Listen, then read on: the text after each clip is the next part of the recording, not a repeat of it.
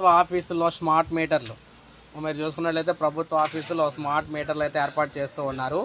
So మీరు ఇక్కడ చూసుకుంటే రాష్ట్రంలోని మళ్ళీ స్మార్ట్ మీటర్ల అంశం తెరపైకి వచ్చింది. గత వైసీపీ పాలనలో ఈ స్మార్ట్ మీటర్లు కొనుగోలు తదితర అంశంపై అనేక ఆరోపణలు వచ్చాయి.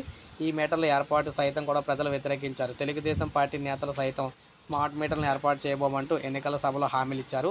అయితే తాజాగా విశాఖపట్నం ప్రజారోగ్య ఎగ్జిక్యూటివ్ ఇంజనీరింగ్ కార్యాలయంలో స్మార్ట్ మీటర్లు బిగించారు. దశల వారీగా అన్ని ప్రభుత్వ కార్యాలయాల్లో వీటిని ఏర్పాటు చేయాలని రూపు ప్రాంత విద్యుత్ పంపిణీ సంస్థ అయితే భావించింది. ఈ మీటర్కు మనం ముందుగానే రీఛార్జ్ చేసుకోవాల్సి ఉంటుంది.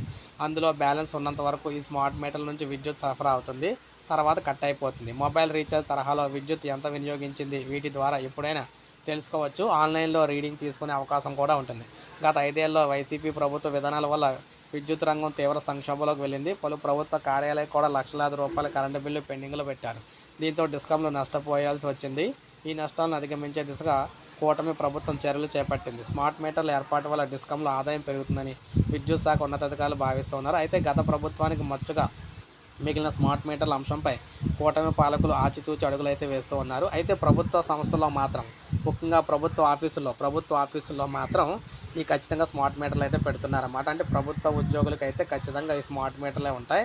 సో ఇది మనకి లేటెస్ట్ అప్డేట్. ఒక లైక్ చేయండి, సబ్స్క్రైబ్ చేసుకోవద్దు, మన ఛానల్ సబ్స్క్రైబ్